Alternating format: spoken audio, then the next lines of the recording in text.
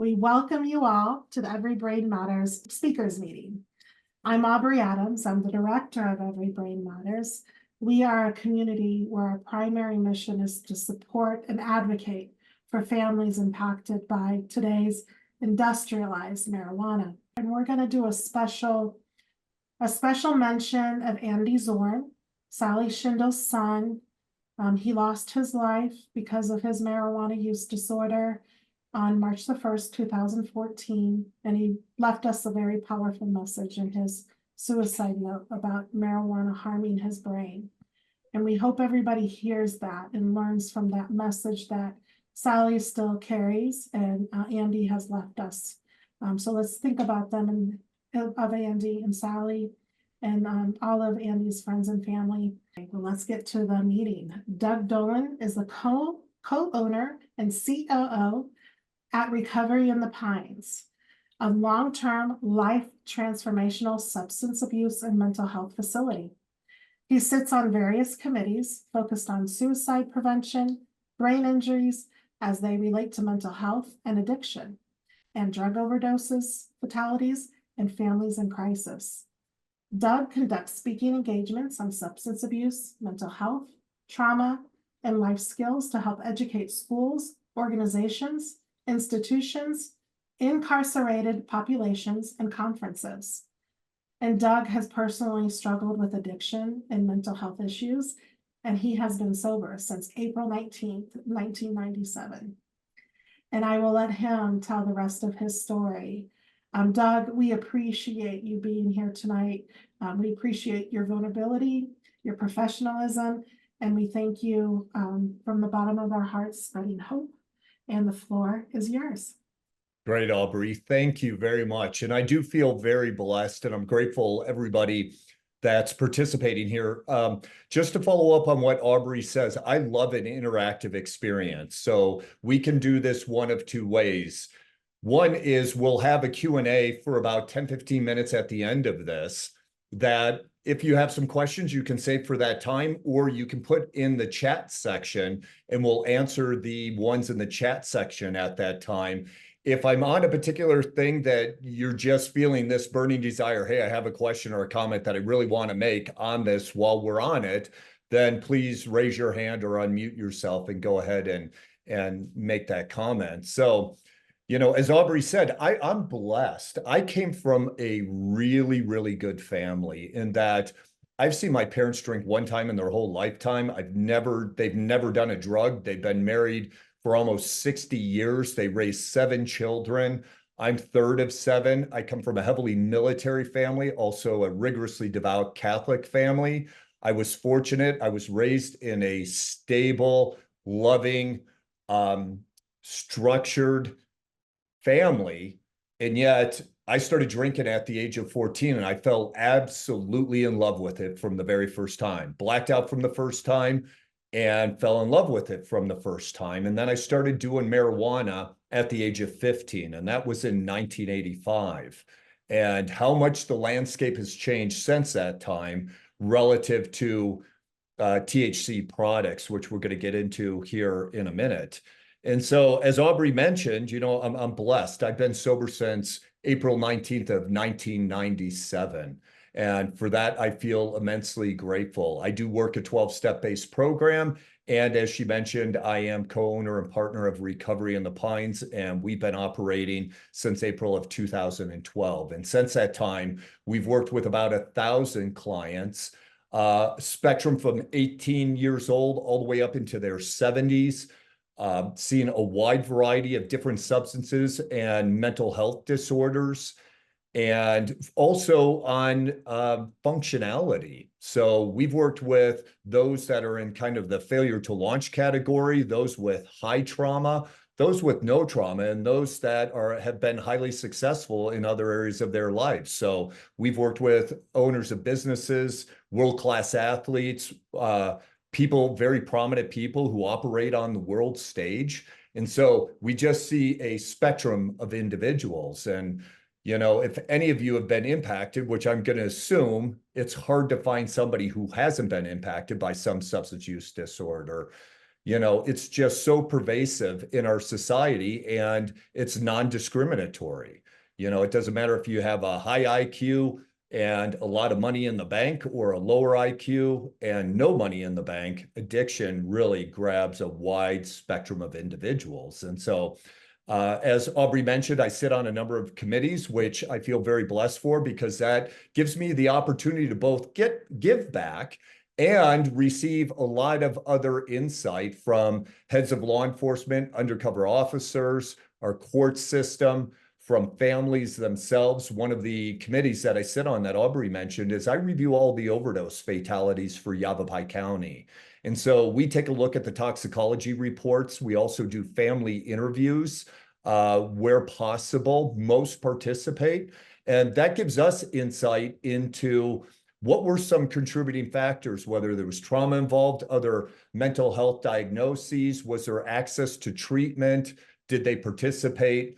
And how do we then, with that information, go out and educate and hopefully prevent some of these overdose deaths? And I feel very proud here in Yavapai County, by the way, from 2020 to 2023, we have seen a 20% reduction in overdose deaths, while state numbers and national numbers continue to climb.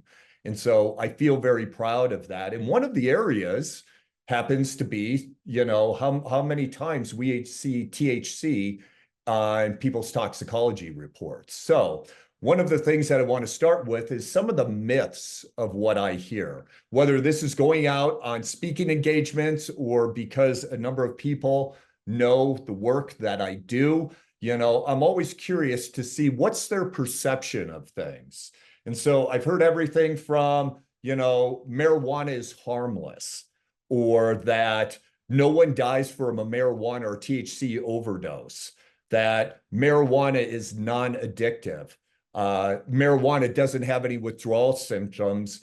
And in some cases, treatment centers are now using THC products as a way to try to help assist them with getting over other addictions. And so, I just want to touch upon each one of those, because I do have clients, and I have clients today that are in my program that are here solely because of marijuana usage. They're in psychoses, and taking them through the process of not only getting out of the psychoses, but then assessing, are there certain other mental health disorders that have been masked from the marijuana usage, or are they just mirroring some of those symptoms and they've already been misdiagnosed, mislabeled, and given medications relative to a mental health diagnosis because of some short-term stay somewhere, that they were quickly given a label, quickly given some medication.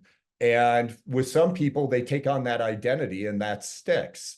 And so, I feel very blessed to see, because we are a long-term program, most clients we engage for 1 year.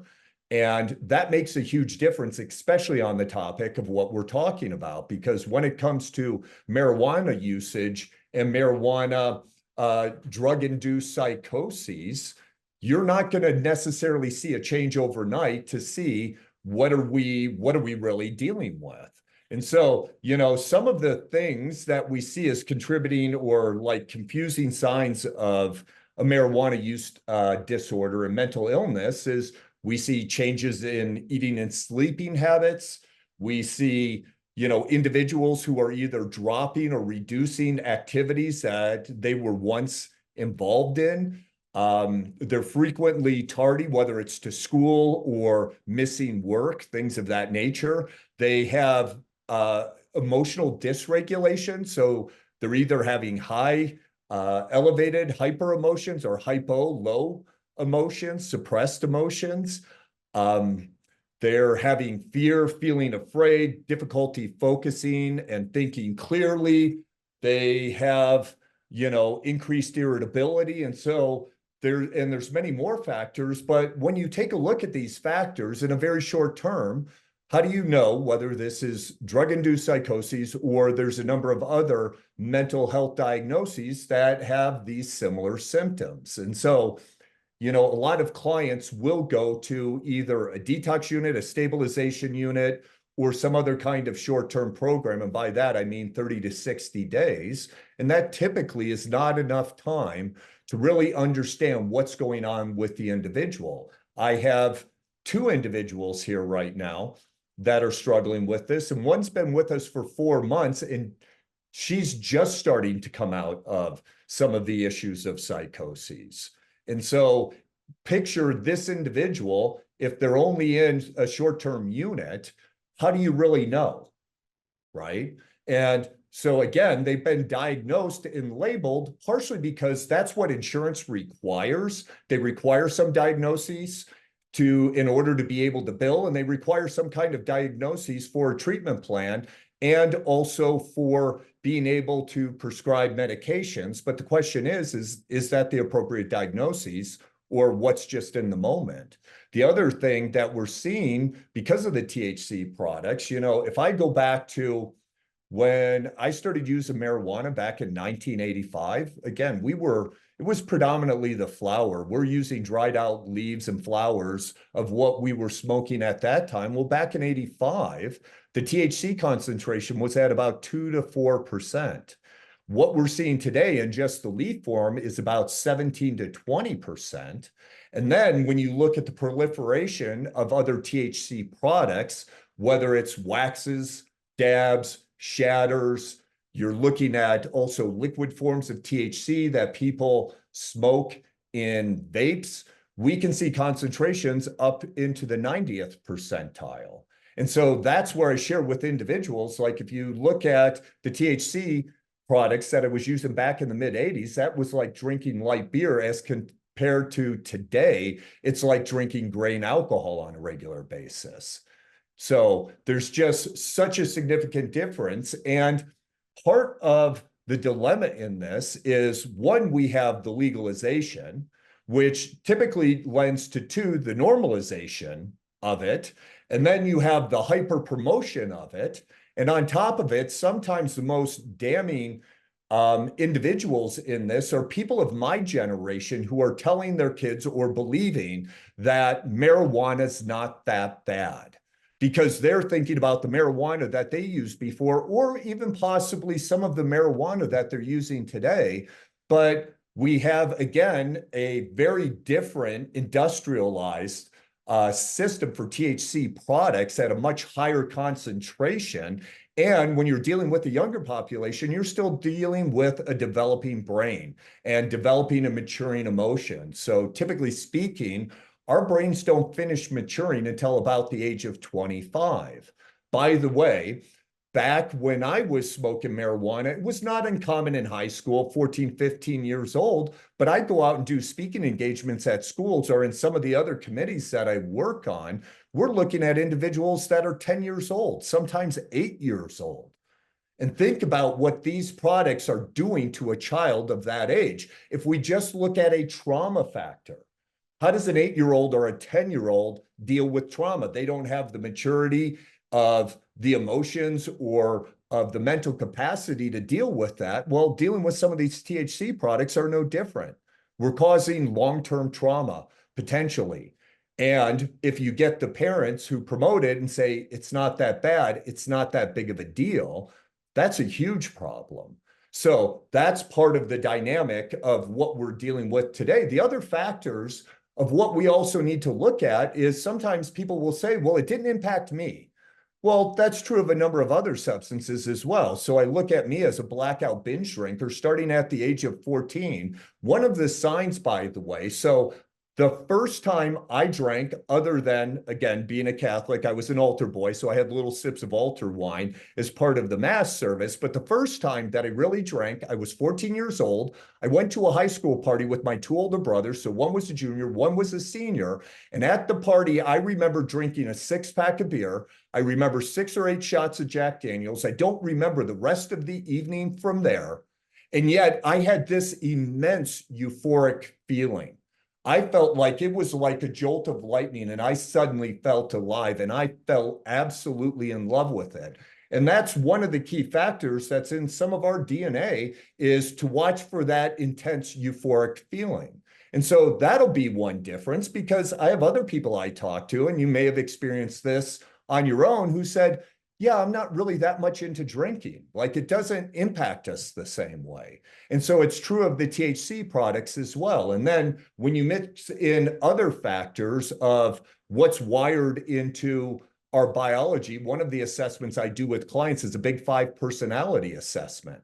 And so we're looking at things of openness, conscientiousness, extroversion, agreeableness, and neuroticism. Somebody who skews higher on neuroticism indicates that they're more susceptible to negative emotions versus somebody low in neuroticism. On a score of 1 to 100, I score 1. I'm extremely low on neuroticism, which means that I'm not impacted in the same way on negative emotions like other people who are high in neuroticism. Well, when you add products to that, whether it's alcohol or whether it's THC products, they're just going to have a very different experience. And so often we think, hey, everybody's going to have a similar experience. That just isn't true. And then part of the issue that we also see out there is just what we see in the different strains that are out there. So we have the sativa, which is lower levels of CBD and higher levels of THC, and it's a product that's typically used to fight depression because it can energize people, but it also causes paranoia and irregular heart rates and other negative effects. Whereas then there's the indica, which has higher level of CBD, lower levels of THC. And this is usually the type of strain that's used for sedating effects. So this helps with things like insomnia and chronic pain relief, but it also comes with it typically lethargy and a decrease in motivation. And then the third one is the ruderalis, and that's high levels of CBD, much lower levels of THC. And this is the type of strain that's typically used for epilepsy.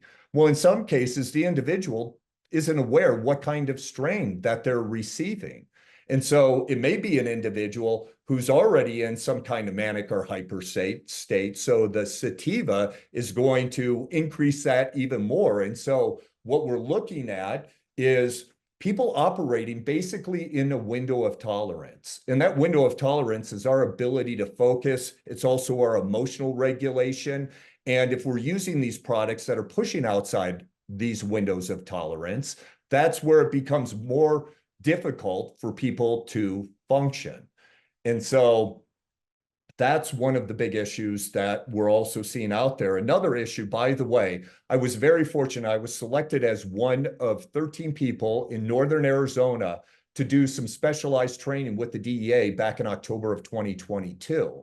And so one of the things that we're seeing, what I saw in that training with the DEA, but I also knew to be true based upon the overdose fatality review board that I sit on, is how much more marijuana and THC products we're seeing that has fentanyl in it.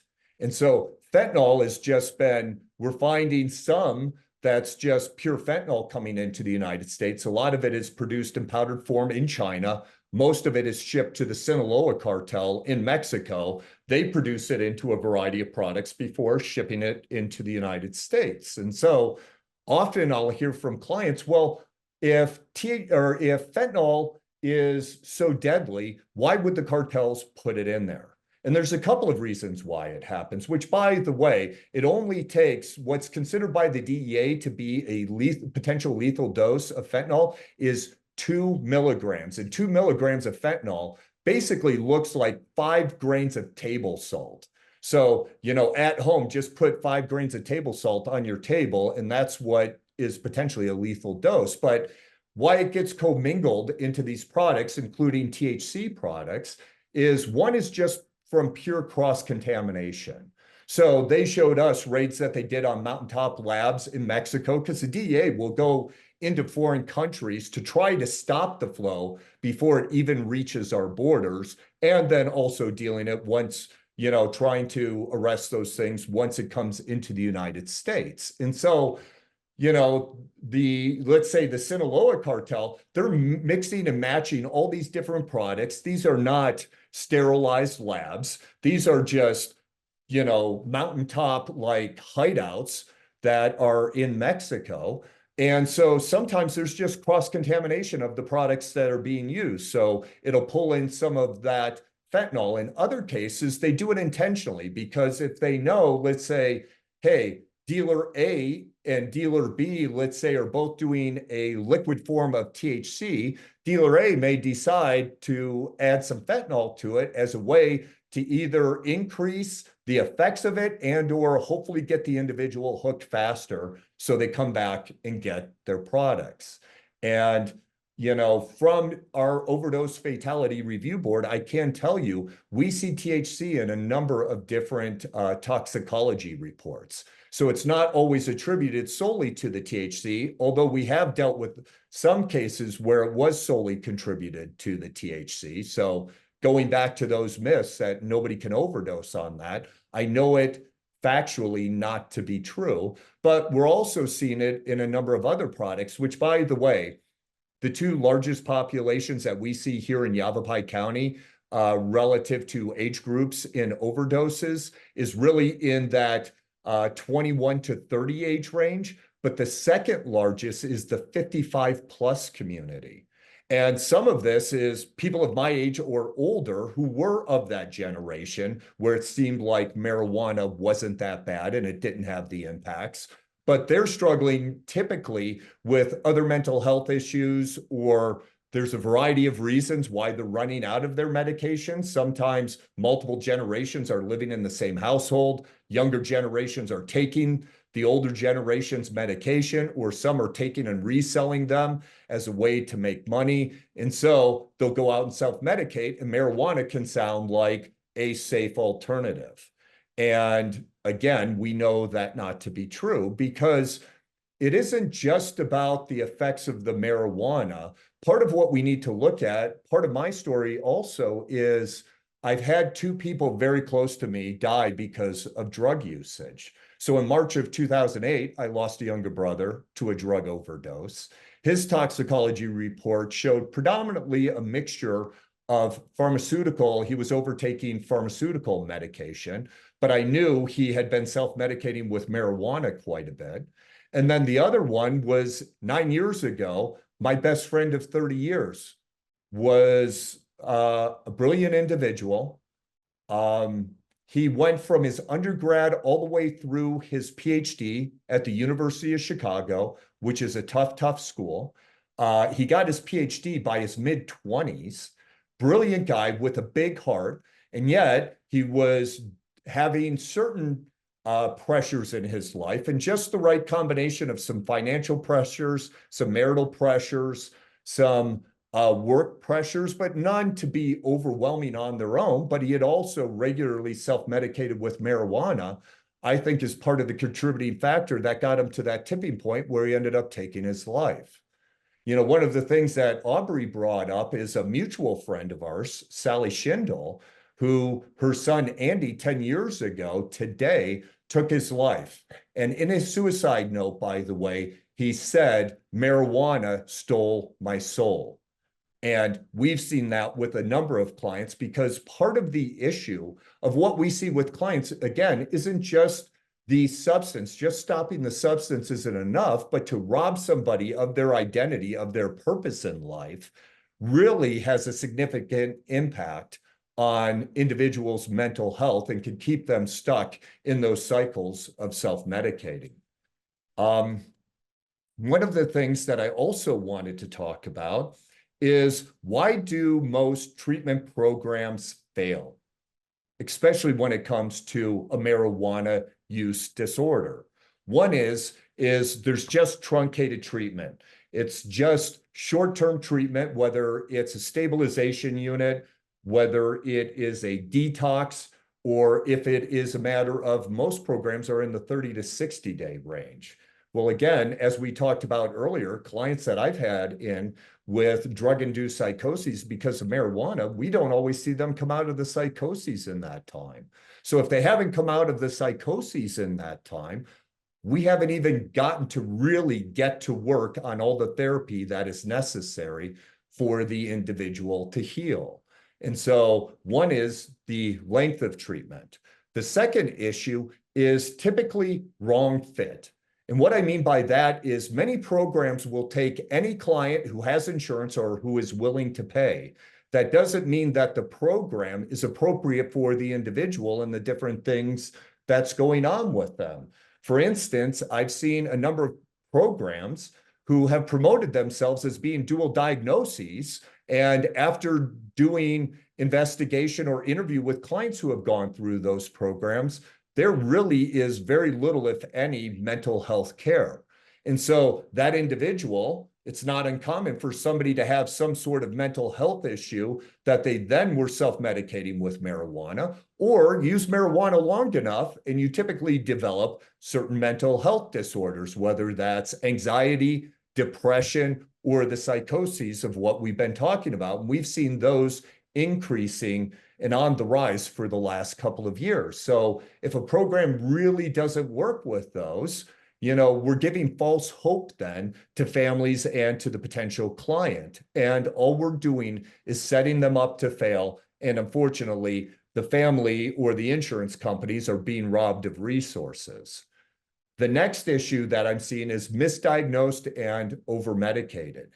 And so this is often, again, how do you know if something is, let's say, a drug-induced psychosis because of a marijuana usage, or are we looking, let's say, at something of schizophrenia or schizoaffective disorder? You're not going to know that at a short-term program because it typically takes longer to see how these symptoms develop and really what's at the root of this. The other issue in over-medicating them is, again, I talked about a window of tolerance. We're trying to get a window of tolerance where people can focus, where people can operate, so they can participate in the treatment and the therapies within the program.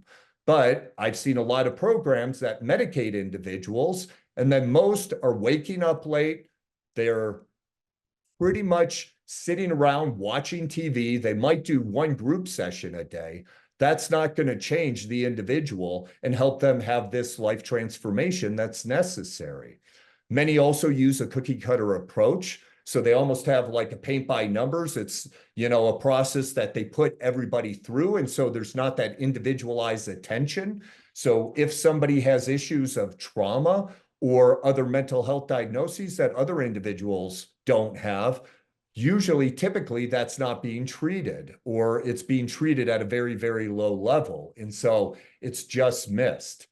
Most are focused on minimum focus and maximum gain as far as dollars. And what I mean by that is, what's the minimum amount of effort that they can put in with the minimal amount of staff, whether that's in quantity or quality of staff, as a way to maximize their dollars when we're dealing with complex issues here. Again, as I just listed off some of the top symptoms that we see that are kind of a mix that could be a mental health issue versus a marijuana use disorder. Again, if you have unqualified people or you spend very little time with the client, you're really not going to really be able to properly address what those are. And again, a lot of programs are set up to maximize the dollar.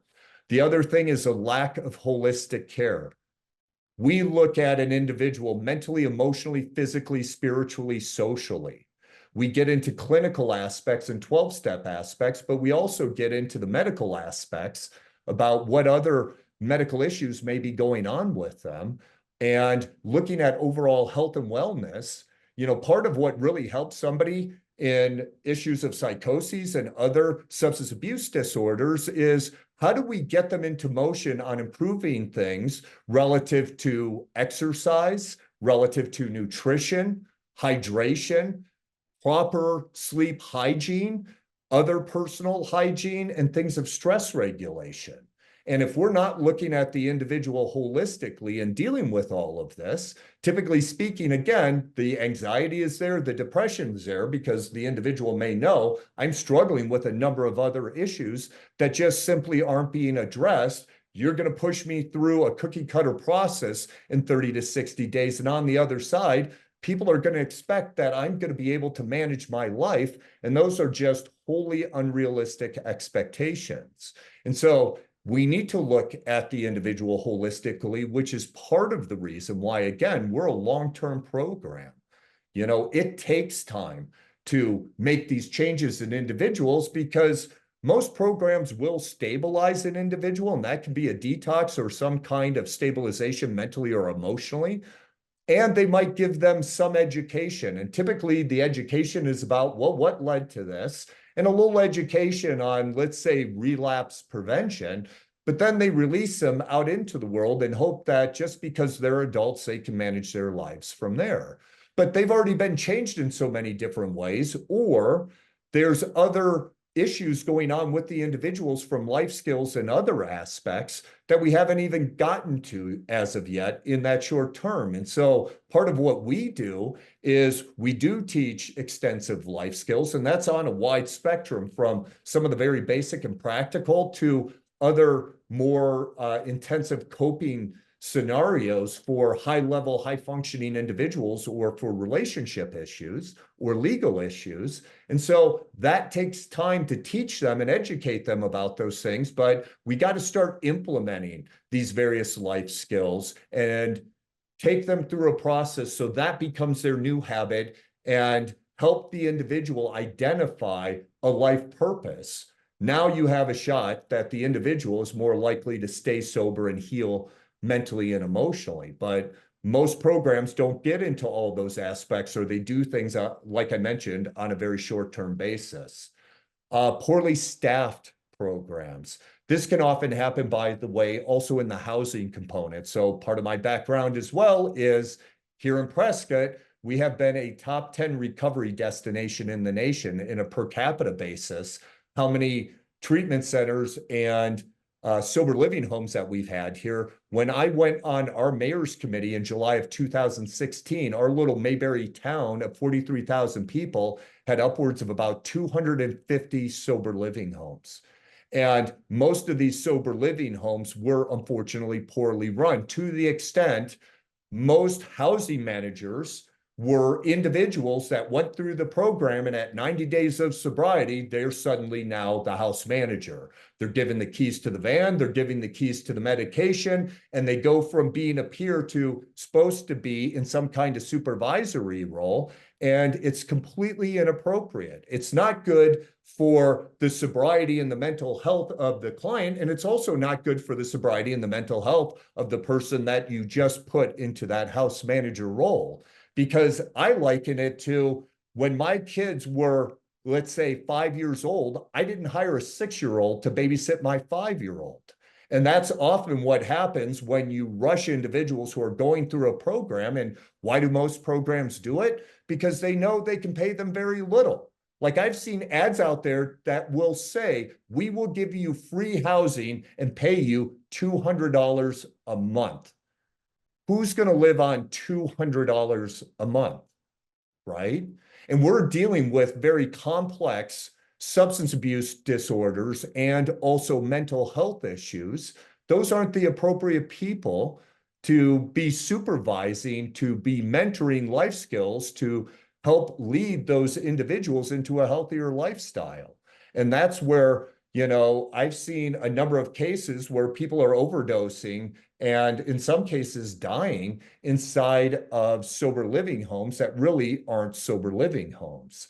You know, I feel very fortunate that in the almost now 12 years that we've been operating, we've never had a client die in our program. Unfortunately, we have had clients who have left against our advice that later went out and died. And in 12 years, I've never had to administer Narcan. And I don't believe that's just because we got lucky. A lot of it has to do with the fact of the supervision and the involvement of how we engage the client holistically makes a huge difference. And so programs that just have some very minimal supervision from people with, you know, very short-term insobriety and a lack of life skills, unfortunately, that's a recipe for disaster. Another aspect of where I see treatment programs fail is a lack of education. You know, there's one thing to get an individual to stop using something so they don't die or so hopefully their mental health improves. but that's not the same thing as teaching them a new way to live. And if somebody's been operating out of these old patterns that they built compulsive habits around or other behavioral disorders potentially, you have to help them unlearn those and teach them a new way to live. And that takes time to help them get jobs, to help them, go back to school if that's part of their trajectory, to navigate some complex family issues. And so most don't get into those aspects. Also, having unrealistic and unhealthy transitions in a program. We have a multi-stage approach. Many programs will take an individual, let's say they have a marijuana use disorder, they've been in psychosis, they give them a little time to hopefully get out of that psychosis. And so they're in a highly supervised stage, but then they have them go out and manage their life in this sudden transition. That's not realistic. The individual may be able to do it for a short period of time, but that's called white knuckling. Like they're just holding on, hoping that they can hold this together, but they're at high risk as the pressures and complexities of life come back to going back and using again. Poor discharge planning is another aspect of this. I've had clients come in with like a page document to basically say, hey, call your general practitioner or call 911 if you're in a moment of crisis.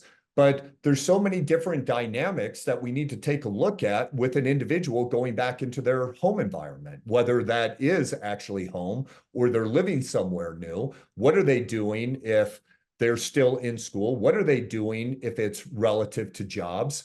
Are there other medical issues that we need to get them plugged into medical professionals? Are they going to work with us remotely, whether via Zoom or telephone or other means, to continue on with some of their mental health care if necessary? Or are they getting plugged in to a mental health provider in their area? Are they getting plugged in to 12-step communities, some kind of exercise regimen and things of that nature? And unfortunately, most programs don't help the individual with that. And what often ends up being the case is the family kind of becomes the policing agent for the individual. And that's a huge responsibility to take on. And so there needs to be a much better transition with the plan in place. So when they make that transition, it's not figuring out at that time, but there's already a knowledge and a comfort that they can step into a healthy new routine. Most programs, by the way, if they promote marijuana use disorder, that they treat it, I would highly recommend that you interview them on that, because more and more have used it as a marketing ploy. But when you really get into talking about it, I've had programs admit, we don't think marijuana is that bad. And actually, it's better than other products out there. And it's like, yeah, you would absolutely be the wrong program then to send a loved one to. So I highly recommend that you really ask them questions relative to that. So, some of the aspects, and I will be giving Aubrey, by the way, like a one-page sheet that gives some bullet points about the things that we're discussing today. So you can reach out to her if you would like that sheet. It gives some of the myths that I'm talking about, some of the symptoms that we see between mental health issues and also between marijuana use disorder, how many programs believe that using marijuana is harm reduction. And I believe that's a huge misnomer. And more, though, programs believe that that's appropriate. And so you really, again, want to watch interviewing where you may be sending your loved one. So it really requires, proper screening. It's proper screening on both sides, by the way. We don't just take anybody. If we know we're not appropriate for a particular client, we will go find them other resources. This is near and dear to me because I've gone through it. I lost a brother to it. I lost a best friend to it. I'm not here to grab people's money and give them false hopes only to have those individuals fail and go out and have a worse experience. And so I want to make sure if we're taking somebody that we can actually help them, but it's also on the families. You got to do your homework. You got to ask the questions. Like, this is really serious. You're handing over a loved one. We're dealing with very complex issues. And unfortunately, what's also been normalized is 30-day programs or 60-day programs. And I'm sorry, it's not going to be enough for a marijuana use disorder. It's not enough for most substance use disorders. Looking at programs, whether they believe in marijuana use disorder or if they see it as marijuana as maybe a healthy alternative, you're going to want to, again, make sure you interview on that. I would highly recommend you look for a place that is long-term. And by long-term, the shortest term I would say is 6 months. Because again, it's not just getting them out of psychosis or arresting the use disorder, but it's also teaching them that new way to live. It's a program that has a healthy transition plan that coordinates additional services for the client if necessary. We coordinate legal issues. We coordinate other medical issues if it's outside of, what our scope of practice is, because we've had a wide variety of other medical problems, but we coordinate that. I've heard other programs say, you've got to go out and figure that out on your own. And that's usually when people leave programs and then they end up relapsing right away. So you just need to really take the time and also look at what's the opportunity for the family to be engaged and educated in the process. So there's a lot to this, and I'm trying to give a lot of the top line things really quickly here as an understanding to what we're dealing with. And hopefully that one page will also create some clarity, but I also want to give out my email address and I want to give out my phone number. So that way, if anybody has further questions that want to reach out after the fact, that you can get a hold of me. And so I'll put it in the chat here. And I believe everybody can see, hopefully, what's in the chat here. My cell is 928-910-9608. And my email is Doug Dolan at recoveryinthepines.com. And hopefully everybody can see it in the chat there. And now I want to open it up for any questions or comments anybody may have. That was excellent, Doug. Thank you. That was so full of just perfect information that we need to hear. So thank you. John's got his hand raised. Yeah, I just got to say, I would feel, if I had a family member, I'd feel very comfortable sending them to you. Thank you. I come from a county-funded treatment program in San Diego that's been around for, it's coming up on 50 years. Wow. It was one of the first to treat women and children together. Nice. And one of the things that those ones that are bad treatment centers, Yes. We had a policy, and I still follow it to this day, that you cannot have a personal relationship with a client for life. Right. If you have these ones that say, oh, for 2 years or whatever, there's a lot of bad people out there that are working in treatment centers. Well, I'll use a personal example there. I know a program that their limit was you couldn't have a personal relationship with a client for 1 year. And I was literally sitting with one of those clients at dinner.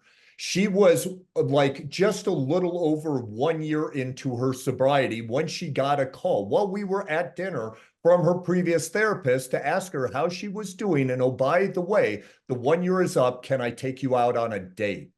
Yeah. No joke.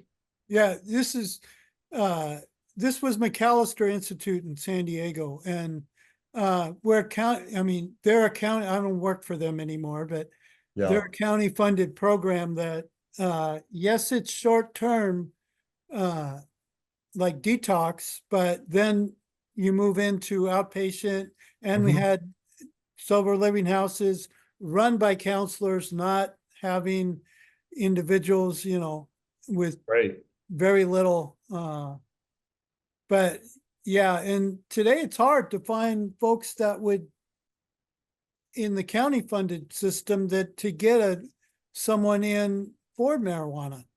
Right. Yeah, you have to show that they're in psychosis to get them in.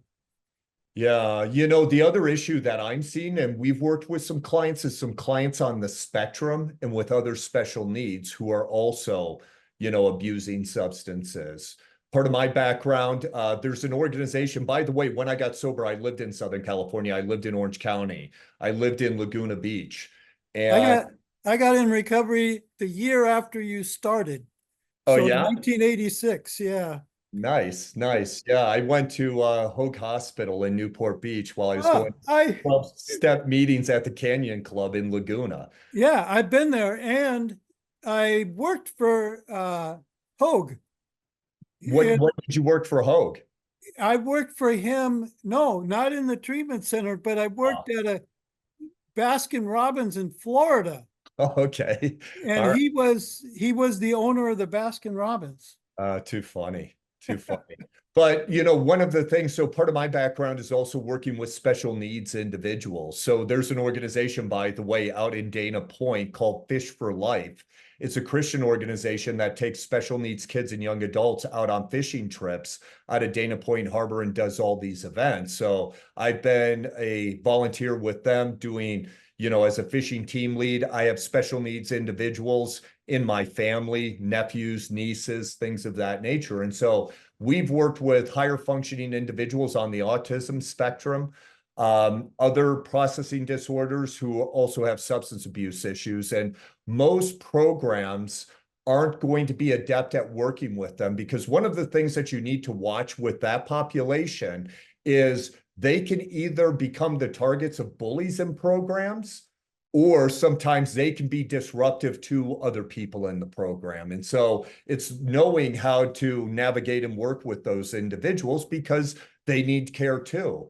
But you are right, you know, John, that many programs will not work with marijuana use disorder. And the main reason why they won't is because there's a lot of insurance plans that don't want to pay for it. And so it's either something that's going to be required out of pocket from the family, or they're only going to cover it for a short term. And they're going to try to minimalize that psychosis as quickly as possible so they don't have to pay for it. I'm gonna have to log off, but thank you. This was great. Thanks. Thanks, John. Thanks, John. Like, Yasmin has her hand up. Hi. The question I have is, how do you know when, how can get my daughter diagnosed for marijuana? What do you call that, marijuana? Marijuana use Uh, disorder? Yes. How do I know that she has that? Well, you know, again, you're going to need to get a professional to be able to diagnose that.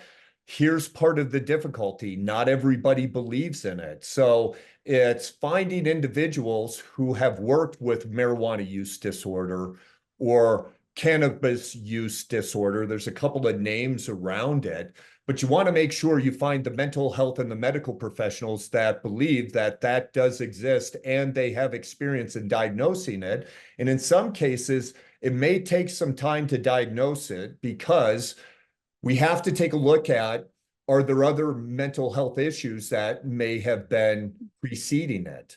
And so again, you just need to find the individuals that can take some time. They may give a quick, like, potential diagnoses, because like if you bring them in just for an intake and an assessment, they can see, are they likely that they do have that? Yes, but it's going to take some time to truly diagnose it. Got it. Thank you. Yeah, you're welcome. I've Part of real quick, Yasmin, is on the one-page document that I'm going to give Aubrey. Again, there's these different symptoms of what you want to see. And if your daughter is exhibiting a number of those symptoms and she is using marijuana, there is the possibility that she has that. And I can only say possibility because obviously I'm talking to you over Zoom. I've never met your daughter. I can't diagnose her from this standpoint, but that can help to take a look at how many of those symptoms is she exhibiting. Thank you, Doug. And I will send that out to the group. There's a couple of questions in the chat. Do you see them? Do you want me to read them to you or? So what I see here is, so I have a son who has been in recovery for about a year. He is 26 years old, back in school and working, and intellectually seems to be doing well. However, he still struggles with personal hygiene and laundry and keeping his living space clean. What's up with the sort of weird dichotomy? The question that I would first have is, was he exhibiting some of those things prior to going into recovery? Because some people, they're just not as conscientious and may be struggling with like personal hygiene and laundry and living spaces. They might not have, some of the life skills, or it just may not be as important to them. Or did you see he did have those life skills and then has never really got that back? So from that description, I'm not quite sure. But this is where, saying that he's in recovery, it's great to have a sense of purpose. Some people do change over time on what's important to them. We're big believers in teaching all of those life skills. And so I would need a little bit more information to see, is there still maybe some undiagnosed other mental health issue or something else that may be going on, or is it just a life skill issue? And then I see here, Laura, me too. My son is younger and doing the same thing. He just decided he doesn't want school anymore, and he is really smart. Again, there could be different issues there. Sometimes it's just a life path issue. Sometimes it is a lingering issue, still one of the effects of not understanding what a life purpose is and deciding, why do I want to spend time with school when I don't know what I want to do with my life? That's why we do a lot of life coaching, a lot of life skills training, and other assessments to help people really identify that. Because without a sense of purpose, how do you really orient your life? So what I tell clients is, and it's been up on my whiteboard for years, my number one goal with all the clients that come to my program, how do I help you have a massive transformation as quickly as possible and get you on to becoming the best version of yourself? Have this life purpose.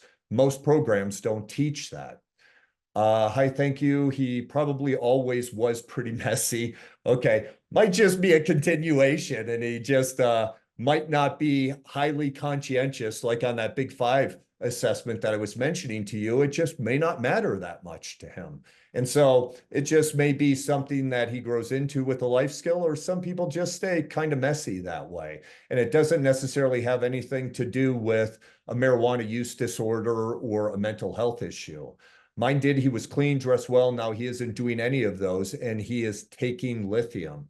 There may be some residual long-term issues there, especially with heavy marijuana usage in a developing brain. Some of these things really do take time for the individual to gain that motivation and gain that sense of purpose and take care of those things where they may have done some of those things in the past and they're not doing them anymore. They diagnosed him with bipolar 1, which is weird. He went through psychoses twice.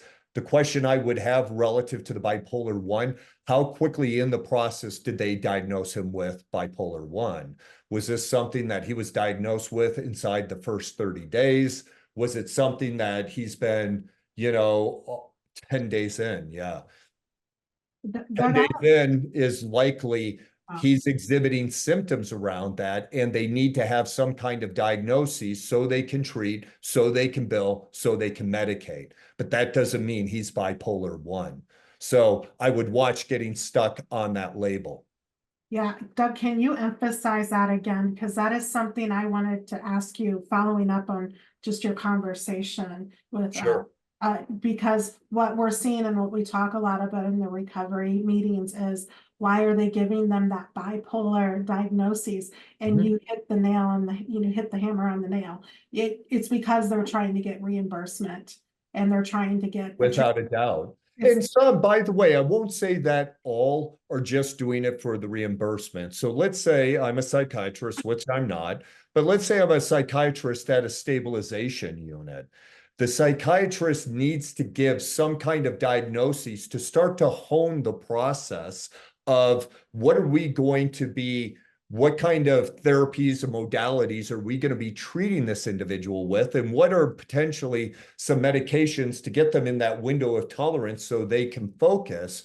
But rightfully so, they may say, I'm just giving this as an initial diagnosis, but this is going to have to play out over the long term. So I know some individuals that, are medical, mental health professionals in short-term units that would say, I have to give that, not just for reimbursement's sake, but to really just kind of hone the treatment plan, but will also admit, I'm not sure. And so, but then there are other ones that it is about how quickly can we give them labels, how much can we bill for that, what kind of medication can we give for that. And one of the disturbing factors that I'm seeing in Yavapai County is how many treatment programs are now just giving clients Adderall as a way to hopefully help them focus. And it's like, what are you doing? Just so highly inappropriate. So unfortunately, I would say there's a lot out there that are doing it for how quickly, how well can we be reimbursed and how much can we medicate them. So it just makes them easier for us to kind of manage for their short term while they're here. And they wouldn't necessarily have that option if their first initial diagnosis was cannabis-induced psychosis. Correct. Correct.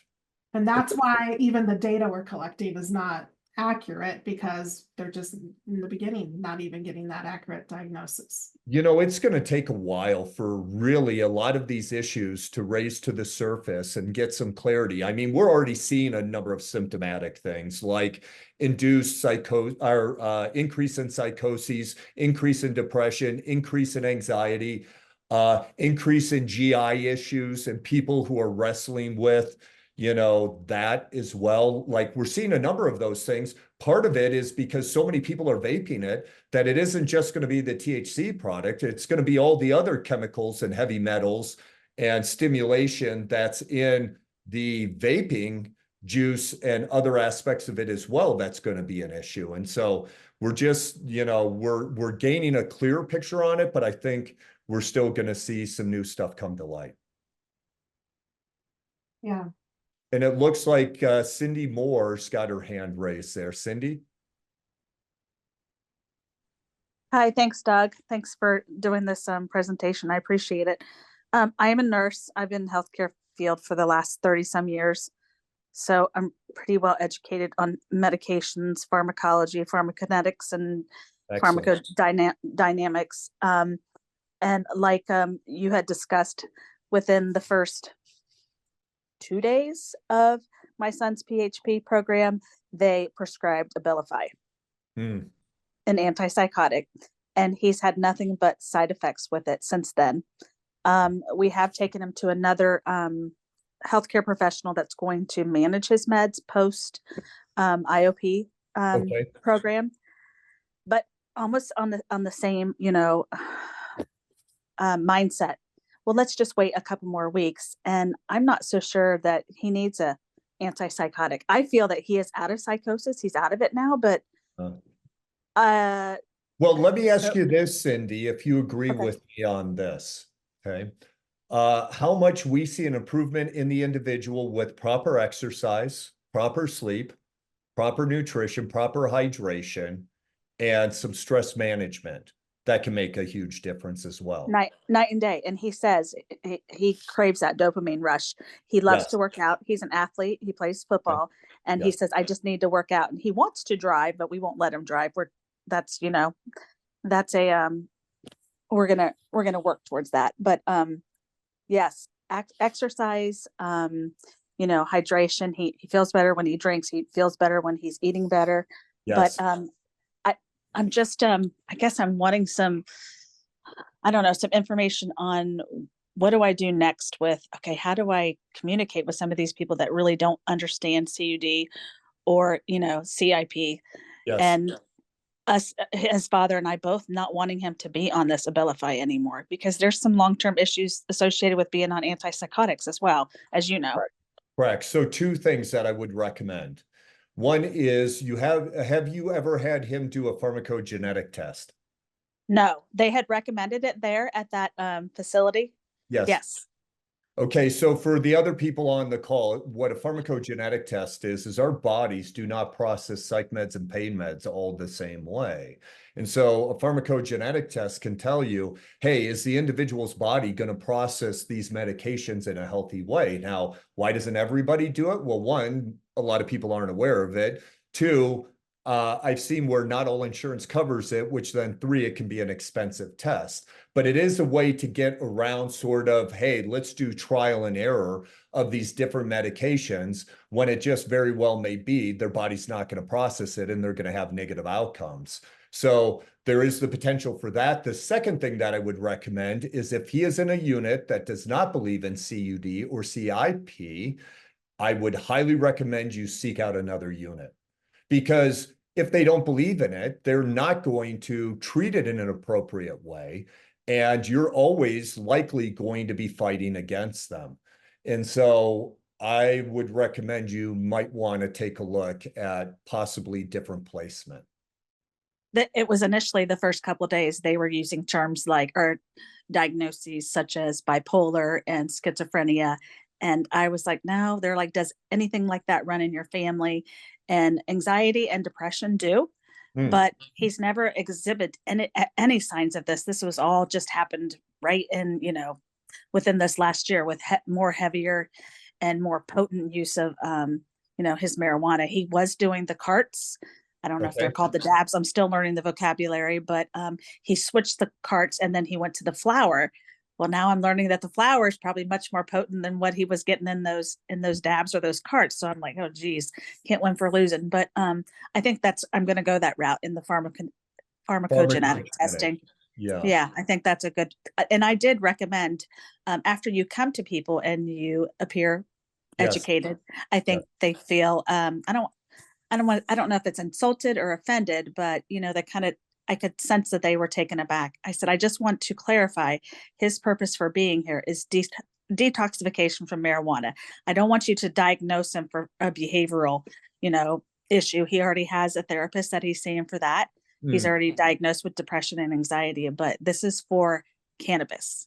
And then we talked about cannabis induced psychosis as well. And it was like deer in the headlights. They didn't know what I was talking about. So, yeah, that's part of what I was talking about earlier, that not all programs are good fits. They will take an individual on, they will take your insurance, they will take your money. And I'm sorry, you're likely wasting your time, or you could be doing more damage. Because sometimes people take these labels on and believe I should trust the medical and mental health professionals. Fortunately, you have a background in this, so you can question these things. But for a lot of families, they don't. They simply believe, well, I guess this is what my loved one has. And they take on these identities often for life. And then they're on medications for life that sometimes they don't need to be on. And so that's where, like, you've really got to make sure, like I was saying earlier, is ask them, if you see that deer in the headlights look, yeah, I would seriously consider going somewhere else. Right. I've had to coach him, my son, and tell him, I really firmly believe that you do not have bipolar. I had an older brother, he was premature and was MRDD, and he had some brain trauma from delivery, obviously. And then he had to be on the spectrum disorder, but he was fearful. As soon as he hears these psychosis diagnoses, he's like, I'm going to be like him. And I'm like, no, that is not genetic. That is completely unrelated. That is not genetic. What happened with him was prematurity. But I wholeheartedly agree with you that they take on that identity. And so I've tried to undo what's learned, like change that belief system, which can be very tough, especially if it wouldn't surprise me, Cindy, my goal is not to speak ill of other programs, but I need to speak the truth about things, because again, out of the 1,000-ish clients that I've worked with over the last 11, almost 12 years, probably 980 of them have all been to other programs before. So because of all these other committees that I've sit on, I've, been somehow involved with other programs and see what they're doing. But then also our clients are reporting stories of what they hear going on. And it wouldn't surprise me, you have a dilemma, Cindy, that I wouldn't be surprised if behind the scenes you were labeled as the problem mom. And the problem mom, then your son may be getting these mixed messages, wondering, okay, who should I listen to? Makes perfect sense now. Makes perfect sense because some of the interactions that I've had with him. Gotcha. Thank you so much. Very Yeah, enlightening. I would seriously consider getting him somewhere else. Okay. Thank you so much. Yeah, you're welcome, Cindy. Doug, what age groups do you take at your treatment program? 18 plus. So youngest we've worked with is 18. Oldest we've worked with so far was up in their mid 70s. Right. So it looks like, yes, we got the, my husband worked in the ER for 17 years. Drug-induced psychosis is very, very much mistaken for schizophrenia and bipolar and several other mental health situations, diagnoses. Absolutely agree. And what is the test called? Again, we have it in there, the pharmacogenetic test. And thank you, excellent. I wrote about this back in 2015 for poppot.org. Very helpful. Thank you. Yeah. You know, my goal, as I mentioned with Aubrey before we came live on the air, this presentation was not about me. It's about the message that I hope to deliver. And there is hope. You know, there is hope. You're going to have to take some time to make sure that you find the program that really is going to take the time and the in-depth work with the individual and treat them holistically and not just treat one aspect of them and quickly throw labels on them. It looks like we have somebody else here that's raised their hand. Yes, Jennifer. Hi, Jennifer. Hi, well, I'm just gonna say that my daughter is with Doug and Albert in the program, and it's not been, maybe I'm a problem parent, but I have to tell you that what he says is 100% accurate, and we've never felt so secure and so grateful. And I just have to say that to all of you that listen to Doug. Thank you, Jennifer. My daughter is getting good care, and I'm a little bit of a freak and a little bit of a worried mom and a little bit of a everything, but But how can you not be when you see your loved one change so much, when you know the potential of what they have, yeah. and you've seen it go off course somewhere, and I hope they can be restored to that, right? Well, and I just want to give other parents hope that, if you find the right people, we've never felt so embraced. I just, we're just blessed. So thank you. And I just, I can't thank you enough. And it's reassuring to listen to you again. And you're just so knowledgeable and so supportive. And so anyway, some of these folks have seen me on here crying and worried and freaking out. Sure. And I just want to say this is where she is, and this is, she's getting this good wisdom, and it's not been long, but it seems like forever, and I'm just so thrilled that she's with you. So I just wanted to say thank you, and No. she's still our baby, but she's in good hands. So. I appreciate that, Jennifer. Thank you. And if I could just say something too, Jennifer and other parents like us, we tend to beat ourselves up. And Jennifer is working extremely hard on her own recovery program. And so I would lecture you later, Jennifer, about having self-acceptance and compassion, because what you're going through matters too.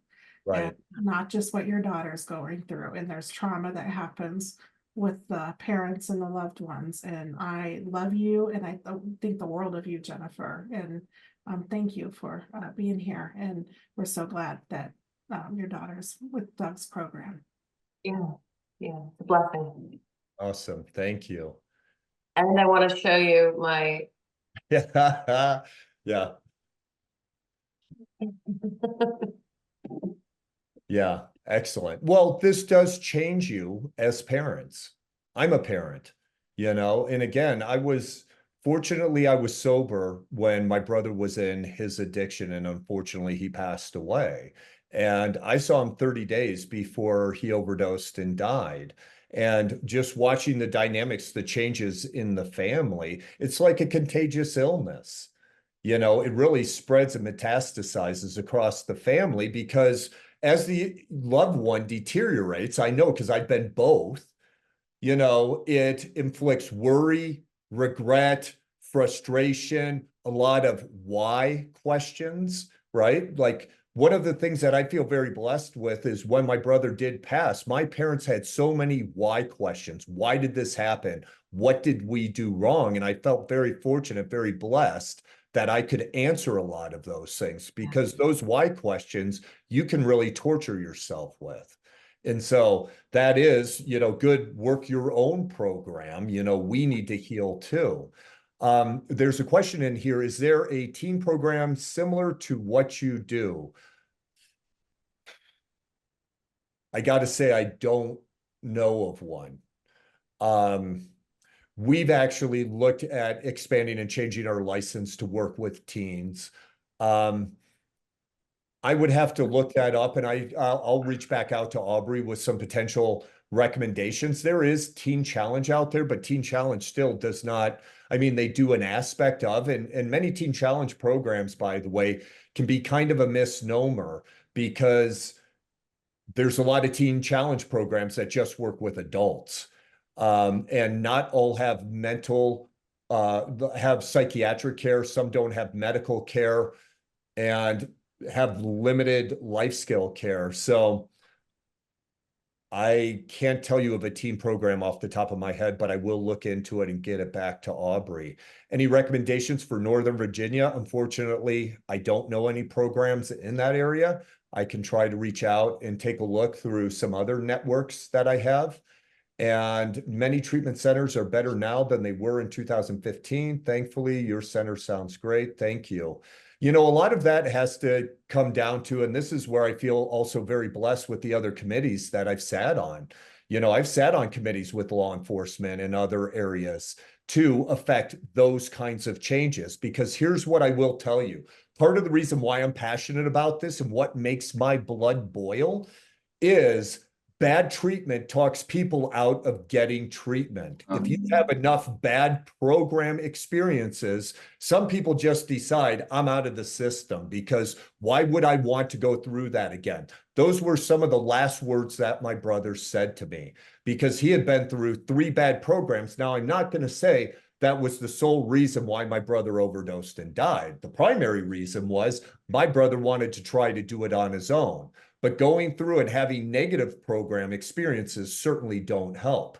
The other thing that's really important is we've got to try to find a way to build rapport, build bonds, build trust with the individual and have ways of engaging them to get them engaged in the program, but that doesn't mean that they always will. And so it's hopefully finding some reason why that the individual wants it and get inspired in that aspect. But it is possible that your loved one sometimes just isn't, they'll go to a program out of compliance to try to go through the motions to either avoid legal issues, financial issues, or some other kind of penalties, but they're not fully engaged necessarily in the program. And I regularly let clients know if you're in compliance stage, I'm telling you, you're wasting your time because it isn't really going to change you. You can mimic this to a certain degree and not get the benefits of it. There's a program in Tampa that is centered around healthy peers. I forget the name. I don't know. I couldn't say, Jennifer. I don't know. Yep. Thank you so much, Doug and Aubrey. Incredible. It's amazing how I don't think I've ever, except for maybe Aubrey, heard someone give a whole presentation and not disagree with one thing. I mean, it's incredible. And so they've been doing this, Marathon and a bunch of stuff and with Aubrey and some other nonprofits. And man, I'll tell you, if my son was alive, he'd be in your program. I don't care if I'd have to sell my house or whatever I'd have to do. So, but yeah, unfortunately, he passed away. He kept having cannabis-induced psychosis, and he kept calling it his medicine. He had an incredible, unfortunately, enabler. So what happened was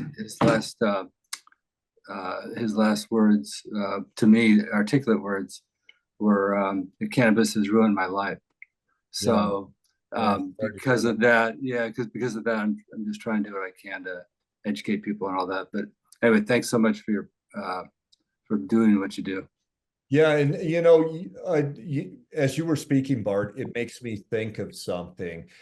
For the parents that have the whys, what could I have done differently and things of that nature? Here's the reality of this situation. Like, our parents do have an impact on us to varying degrees, but the reality is we're going to try to listen to our parents, to follow rules, so we hopefully don't have too many conflicts in the household, but we're really going to act more out of fitting in with our peers. And so you really need to pay attention to, who are they hanging out with? Who's that peer base?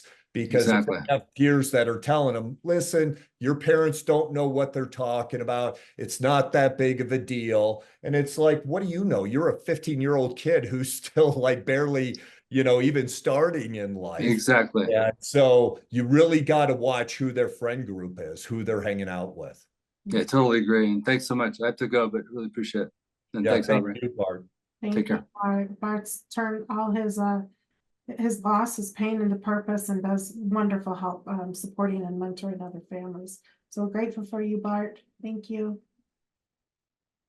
Okay, any other questions or comments? Okay, we did go over time quite a bit. Doug, I appreciate that. So you kept talking, so I didn't want to interrupt. And I'll go on for 10 hours. I adore your passion. Like, it's like when you meet somebody like Doug and you hear that passion, it's like, okay, I feel more justified with what I do now too, because I am just using that fear, that anger that I feel into education and to connecting. So thank you so very much, Doug. Thank you, everyone.